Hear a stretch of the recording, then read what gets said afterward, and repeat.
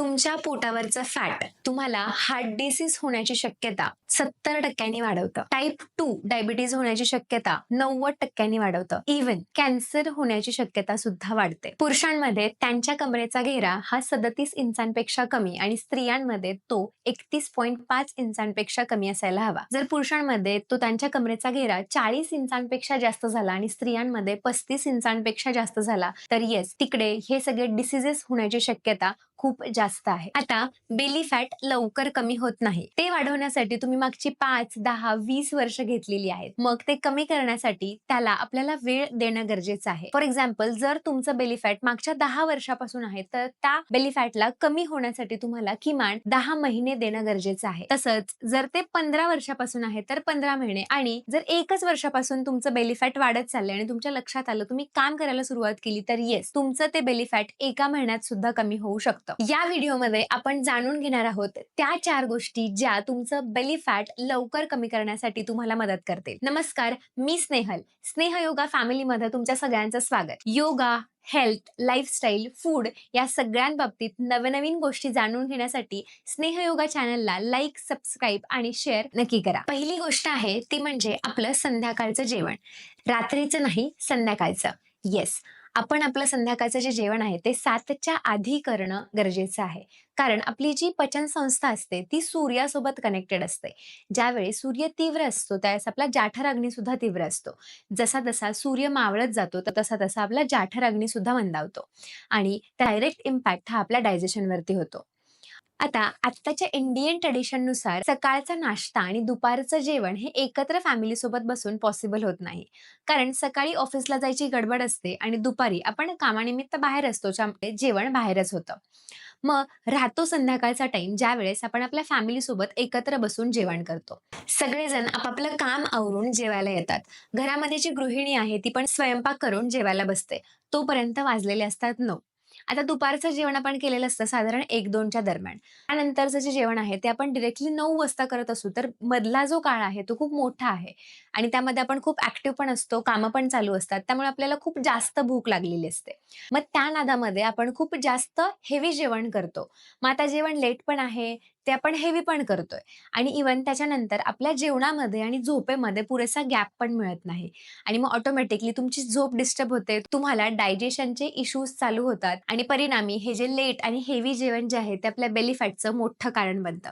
आता तुम्हाला याला जर बदलायचं असेल तर तुम्ही हळू त्याला 8:30, त्यानंतर 8, 7, 6:30 पॉसिबल असेल तर 6:30 हा उत्तम टाइम आहे. त्यावरती तुम्ही तुमचं जेवण शिफ्ट करू शकता, जेणेकरून तुमचं बेली फॅट लवकर कमी होईल आणि परत ते वाढणार सुद्धा नाही. दुसरी गोष्ट ती म्हणजे तुमची गट हेल्थ, तुमच्या आतड्यांचं आरोग्य. आयुर्वेदामध्ये असं सांगितलं आहे की जसा तुमचा जाठर अग्नी तसं तुमचं आरोग्य. येस, तुमचं आरोग्य जे आहे ते तुमच्या अग्नीवरती डिपेंड आहे, तुमच्या डायजेशनवरती डिपेंड आहे. जर तुमचं डायजेशन प्रॉपर नसेल तर जेवण झाल्यानंतर सुद्धा तुम्हाला काहीतरी खाण्याची इच्छा होते. म्हणजेच काय, आपल्या जेवणामधले जे न्यूट्रिएंट्स आहेत ते जर आपल्या शरीराला मिळाले नाहीत तर आपल्याला परत काहीतरी खाण्याची इच्छा होते. या नादामध्ये ओव्हर इटिंग होतं. त्याचा परिणाम जो आहे तो आपल्या बेली फॅटवरती होतो आणि आपलं बेली फॅट वाढतं. इव्हन जर डायजेशन चांगलं नसेल तर तुम्हाला क्रेविंग सुद्धा खूप जास्त होतात. त्यामुळे आपण नको त्यावेळी नको ते खातो आणि आपलं बेली फॅट वाढतं. मग आता आपली गट हेल्थ चांगली ठेवण्यासाठी सगळ्यात महत्त्वाचा घटक आहे तो म्हणजे फायबर. फळांमध्ये, फळभाज्यांमध्ये, डाळींमध्ये भरपूर फायबर असतं. जर तुम्ही तुमच्या जेवणामध्ये 10 ते 20 ग्राम फायबर ॲड केलं तर तुमचं बेली फॅट 3.7% पर्यंत कमी होऊ शकतं.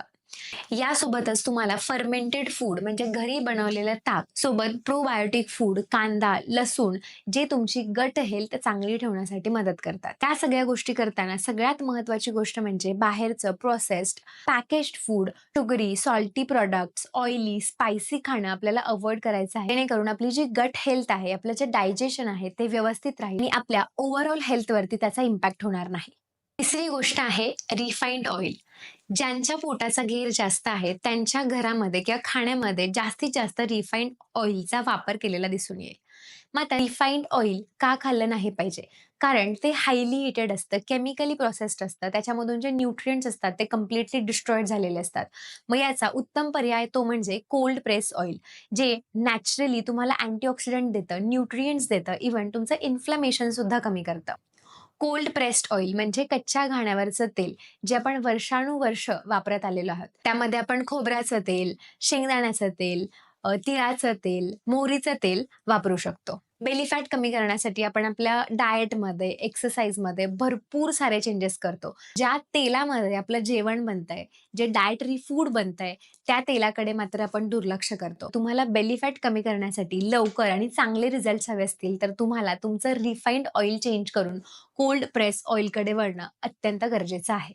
WHOच्या एका स्टडीमध्ये हे प्रूव्ह झालेलं आहे, की ज्यांनी त्यांचं रिफाइंड ऑइल चेंज करून कोल्ड प्रेस ऑइल वापरायला सुरुवात केली, त्यांचं फक्त 6 आठवड्यामध्ये जवळ-जवळ 8% फॅट कमी झालेलं आहे.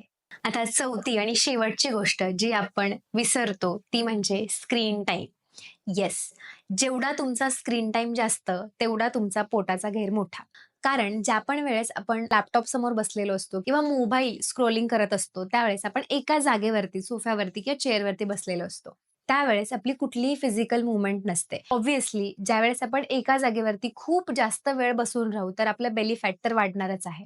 बघा, ज्यावेळेस आपण मूव्ही बघत असतो किंवा स्क्रोलिंग करत असतो, स्पेशली इव्हनिंगच्या टाईमला, त्यावेळेस आपल्या ब्रेनमध्ये ओव्हर स्टिम्युलेशन होतं. त्यामुळे स्ट्रेस वाढतो, कॉर्टिसॉल वाढतो. कॉर्टिसॉल वाढल्यामुळे आपली झोप बिघडते. झोप बिघडल्यामुळे अगेन कॉर्टिसॉल वाढतो आणि त्याचा जो परिणाम आहे, तो आपल्या शरीरावरती होतो आणि बेली फॅट निर्माण होण्याचं ते एक मोठं कारण बनतं. ज्या पण वेळेस आपण आपल्या स्क्रीनच्या समोर असतो, त्यावेळेस आपल्याला unhealthy, salty, sugary like chips, cake, pastry खाण्याची इच्छा होते. मग हे सगळं केल्यामुळे ऑब्व्हियसली आपलं जे बेली फॅट आहे ते वाढणारच आहे. त्यामुळे तुम्हाला तुमचा स्क्रीन टाईम कमी करणं खूप गरजेचं आहे. सगळ्यात महत्त्वाचा एक रूल म्हणजे झोपण्याच्या आधी कमीत कमी 1 तास तुम्हाला तुमचे सगळे गॅजेट्स बंद करून ठेवायचे आहेत. मग आता मोबाईल नाही वापरायचं तर काय करायचं? त्यामध्ये तुम्ही तुमच्या आवडीचं बुक रीडिंग करू शकता किंवा वॉकिंग करू शकता, आपल्या प्रियजनांसोबत गप्पा मारू शकता किंवा पेंटिंग, एनी रिक्रिएशनल ॲक्टिव्हिटी तुम्ही तुमच्या आवडीची करू शकता. या गोष्टी केल्यामुळे तुमचा स्क्रीन टाईम तर कमी होणारच आहे, तुमची झोप सुद्धा छान होणार आहे, तुमचा कॉर्टिसोल सुद्धा कमी रिलीज होणार आहे आणि ओव्हरऑल तुमचं बेली फॅट खूप लवकर कमी होण्यासाठी मदत होणार आहे. सो या 4 गोष्टी जर तुम्ही फॉलो केल्या, तर तुमचं बेली फॅट तुम्ही खूप लवकरात लवकर कमी करू शकता. यासोबतच रोज योगा आणि हेल्दी डाएट तर तुम्ही करालच. कमेंटमध्ये नक्की सांगा तुम्हाला हा व्हिडिओ कसा वाटला आणि अशा अजून कोणत्या टॉपिकवरती तुम्हाला आणखी जाणून घ्यायला आवडेल.